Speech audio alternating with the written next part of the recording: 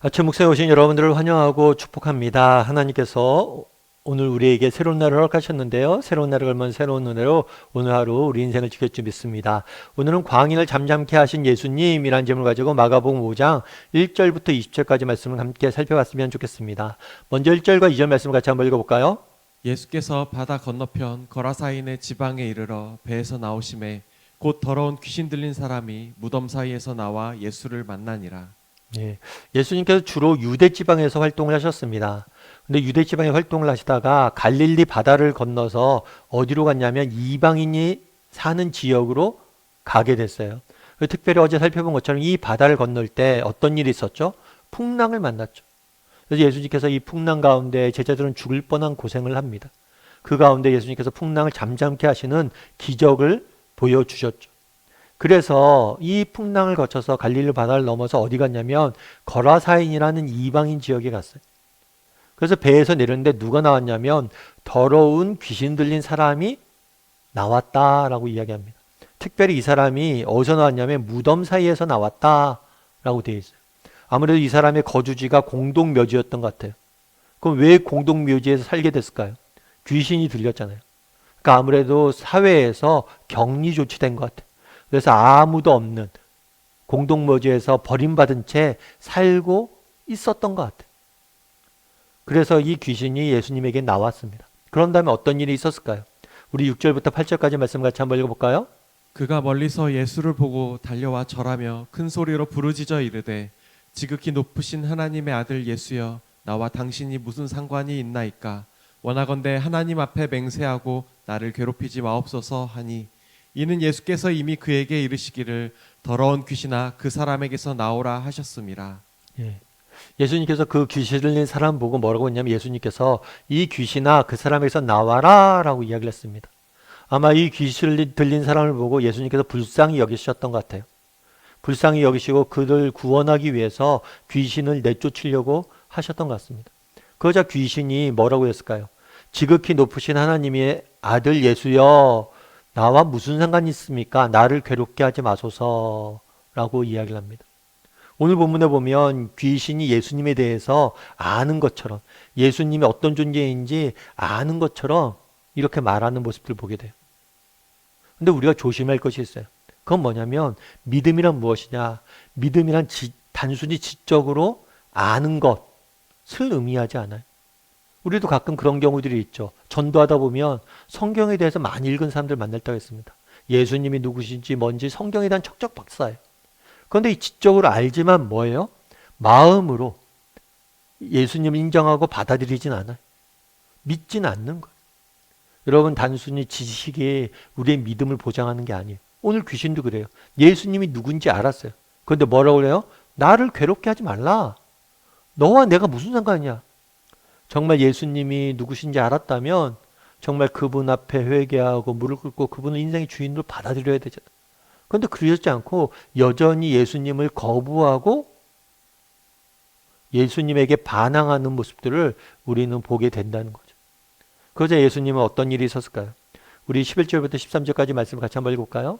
마침 거기 돼지의 큰 떼가 산 곁에서 먹고 있는지라 이에 간구하여 이르되 우리를 돼지에게로 보내어 들어가게 하소서 하니 허락하신대 더러운 귀신들이 나와서 돼지에게로 들어가매 거의 2,000마리 되는 떼가 바다를 향하여 비탈로 내리달아 바다에서 몰사하거늘. 예, 오늘 본문에서 함께 읽진 않았지만 이 귀신의 이름을 묻습니다. 그러자 귀신이 자신의 이름은 군대라고 이야기를 해요. 그러니까 이 사람에게 귀신 하나가 든 게 아니에요. 수많은 귀신들이 있었던 거예요. 그래서 이 사람들이 이 귀신이 뭘 구했냐면 돼지의 떼에 들어가게 해달라고 구했어요. 그러자 예수님께서 허락하셨죠. 그래서 돼지의 떼에 귀신들이 들어갔어요. 그래서 2,000마리나 되는 돼지떼가 바다로 들어가서 죽게 되는, 몰살되는 사건이 일어나게 됩니다. 그런데 이 사건으로 인해서 뭐가 있냐면 이 마을 사람들이 예수님을 거부하고 떠나길 원하세요. 그러니까 어떻게 되냐면 예수님께 힘겹게 갈릴리 바다를 넘어서 이방 땅에 왔습니다. 그래서 귀신 들린 사람을 만나요. 그래서 귀신 들린 사람을 내쫓습니다. 그 영혼을 뭐 했어요? 구원했어요. 그런데 이때 이 영혼을 구원하는데 어떤 희생이 따랐냐면 돼지 2,000마리가 죽는 사건이 따른 거예요. 그러자 마을 사람들은 뭘 한 거예요? 예수님을 거부했어요. 우리 마을에 들어오지 말라. 왜냐하면 이런 재산적인 피해들이 계속 일어날까 봐. 그러니까 다르게 말하면 이 마을 사람들은 뭘 한 거예요? 이 정말 귀신 들렸다가 구원받아진 이 한 사람, 한 영혼을 보지 못하고 그들이 입었던 경제적인 피해를 봤던 거예요. 2,000마리나 되는 돼지떼가 죽었다는 것을 그는 보았다는 거예요. 오늘 본문을 통해서 우리가 알 수 있는 사실은 무엇일까요? 첫 번째는 그거예요. 예수님이 누구신지. 이건 복음서 주제라고 그랬죠. 풍랑을 잠잠케 하신 사건을 통해서 우리가 알 수 있는 건 뭐예요? 이 예수님께서 하나님의 아들이심을 알 수가 있는 거예요. 창조하신. 뿐만 아니라 귀신을 내쫓는 모습에서 우리는 뭘 알 수 있어요? 군대와 같은 수많은 귀신마저도 예수님 말 한마디에 순종하는 거예요. 복종하는 거예요. 따라서 이 말씀을 통해서, 이 사건을 통해서 뭘 알 수가 있어요? 예수님이 하나님의 아들이심을 알 수가 있는 거예요. 뿐만 아니라 이 말씀을 통해서 우리는 예수님의 권세도 볼 수 있죠. 귀신마저도, 악한 영마저도 굴복시키는 예수님을 보게 되는 거예요. 여러분, 이 땅에는 악이 창궐합니다. 정말 세상에 악한 사람들이 흥하는 것처럼 보여요. 하지만 그렇지 않아요. 모든 것이 하나님의 주권 아래에 있어요. 그들이 당장 지금 흥하는 것 같고 그들이 정말 잘 되는 것 같지만 예수님은 모든 악 위에 계신 분이에요. 모든 악을 이기신 분이세요. 당장은 악과 악인이 흥해도 결국에 예수님께서는 이 모든 것들을 정말 승리하실 것이고 결국에 하나님의 자녀인 의인인 우리는 예수님처럼 승리하게 될 것이라는 확신을 가질 수 있다는 것. 그리고 오늘 본문의 사건 속에서 또 한 가지 중요하게 우리가 알 수 있는 게 있어요. 그건 가치의 문제. 앞서 얘기했던 것처럼 그날의 마을 사람들은 예수님이 오시는 걸 거부했습니다. 왜 거부했어요? 한 영혼을 보지 못하고 뭘 한 거예요? 돼지 2,000마리를 본 거예요. 여러분, 그런데 생각해 보면 돼지 2,000마리보다 한 영혼이 더 귀하잖아요. 예수님께서는 이 사실을 알려주고자 했던 거예요. 너희가 2,000마리 돼지 잃어버린 걸 그렇게 아까워하느냐? 아니다. 한 영혼 산 게 더 귀한 거 아니냐? 라고 물으신 거죠. 여러분, 우리도 마찬가지예요. 우리도 오늘 본문에서 정말 예수님이 누구신지 바라봐야 됩니다. 그리고 예수님의 권세를 바라볼 수 있어야 돼요. 그리고 또 한 가지, 정말 한 영혼의 가치를 우리도 바라봐야 돼요. 그런데 오늘 본문을 읽을 때 우리가 어떻게 읽으면 좋으냐면 우리가 누구였냐면 우리가 귀신 들린 자였음을 기억해야 돼요. 오늘 본문을 읽을 때 누구에게 우리를 대입해야 되냐? 귀신 들린 자에게 우리를 대입해야 돼요. 우리 역시 예수님을 만나기 전에는 귀신 들린 자처럼 고통과 외로움에 살아가고 있었던 버림받은 존재였어요. 소망이 없는 존재였어요. 그런데 예수님께서 우리를 구원하기 위해서 오셨고 예수님께서 우리를 구원하기 위해서 모든 것을 희생하셨어요. 그날의 돼지 2,000마리였잖아요. 아니요. 정말 이 한 사람을 구원하기 위해서 돼지 2,000마리를 희생했잖아요. 그런데 그렇지 않아요. 예수님은 우리를 위해서 무엇을 희생하셨습니까? 하나밖에 없는 목숨을 우리를 위해서 다 내어 주셨잖아요. 이것이 얼마나 큰 은혜인지 알아야 된다는 것. 정말 너희를 그만큼 소중히 여긴다는 것. 돼지 2,000마리보다 너희를 더 어떤 이 세상의 큰 부보다 우리를 더 소중히 여긴다는 것. 아니, 자기 생명보다 우리를 더 소중히 여긴다는 예수님의 그 음성을 들을 수 있어야 돼. 예전에 존 큐라는 영화를 봤어요. 이 영화의 내용은 이런 거예요. 어떤 소시민이 있습니다. 셀즈맨이 있어요. 근데 아들이 한 명, 사랑하는 아들이 있었는데 이 아들이 야구를 하다가 쓰러집니다. 왜 쓰러지나 보더니만 선천적으로 심장에 이상이 있는 거예요. 그래갖고 한 가지 방법밖에 없대요. 심장 이식하는 방법밖에 없대요. 그래서 결국에 어떡합니까? 심장 이식을 받아야 되죠. 근데 심장 이식 수술 비용이 엄청나게 많이 들어요. 힘겹게 이 돈을 구합니다. 돈만 있다고 되는 게 아니에요. 심장을 기증할 사람이 있어야 되잖아요. 아이는 죽어가는데 심장 기증할 사람이 없는 거예요. 그래서 이 영화에서 주인공이 뭐라고 그러냐면 자기를 죽여달라고. 권총으로 자살하려고 그래요. 그리고 내 심장을 아들에게 주라고. 여러분, 영화의 내용이지만 여러분 그럴 수 있어요. 여러분의 아들이 아픕니다. 아들에게 심장을 주기 위해서 여러분 스스로 죽을 수 있습니까? 내게 두 가지 있는 신체 기능이라면 뭐 좀 띄워줄 수 있겠죠. 근데 하나밖에 없는데 그걸 주면 내가 죽어야 돼. 근데 여러분, 그걸 아들을 위해서 줄 수 있어요?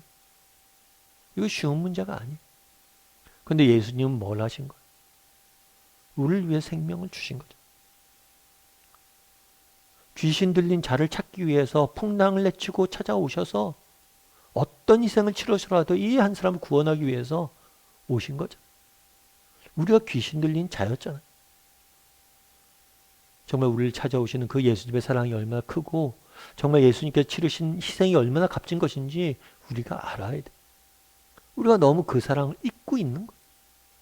바라기는 우리 다음의 식구들이 정말 예수님이 어떤 분이신지, 예수님께서 우리를 위해서 어떤 희생도 마다하지 않으셨는지 기억할 줄 아는 사람들이 되었으면 좋겠습니다. 그리고 그 예수님의 사랑을 기억하고 하루하루 살아가는 저나 여러분이 되기를 주님의 이름으로 소원합니다. 우리 이 시간 함께 기도했으면 좋겠습니다. 기도하실 때 오늘 말씀 기억하면서 기도했으면 좋겠습니다. 우리가 얼마나 큰 사랑을 받았는지 기억할 수 있었으면 좋겠습니다. 우리의 문제는 무엇입니까? 하나님의 사랑을 잃어버리는 거예요. 우리가 얼마나 큰 사랑을 받았는지 기억한다면 우리가 두려워할 일이 뭐가 있습니까? 염려할 일이 무엇이 있습니까? 다시 한번 하나님의 사랑을 깨닫게 해달라고 기도했으면 좋겠습니다. 하나님께서 우리를 위해서 어떤 희생을 치르셨는지, 예수님께서 얼마나 큰 희생을 치르셨는지 그것들을 깨닫고 정말 믿음을 갖고 살아가게 해달라고, 다시 한번 예수님의 사랑을 깨닫는 시간이 되게 해달라고 이 시간 목소리로 같이 기도하도록 하겠습니다. 같이 기도하시겠습니다.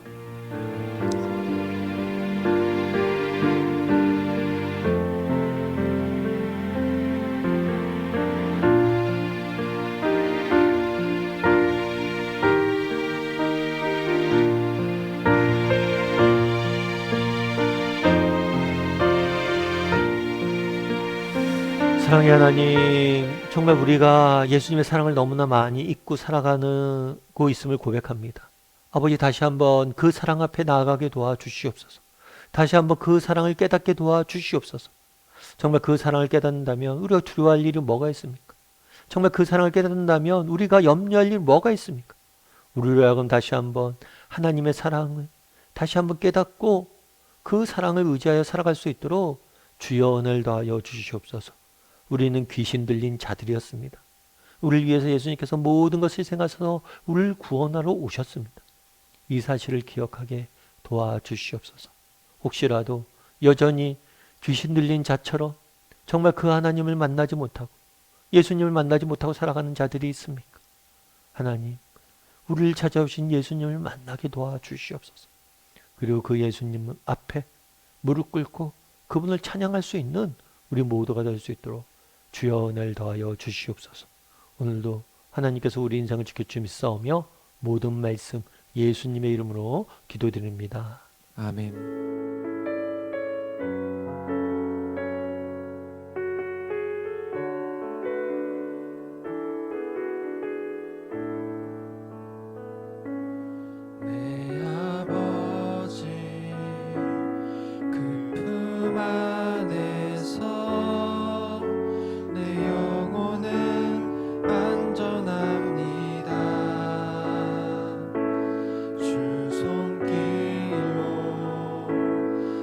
삶을 안으시니 그 평강이 나를 덮습니다.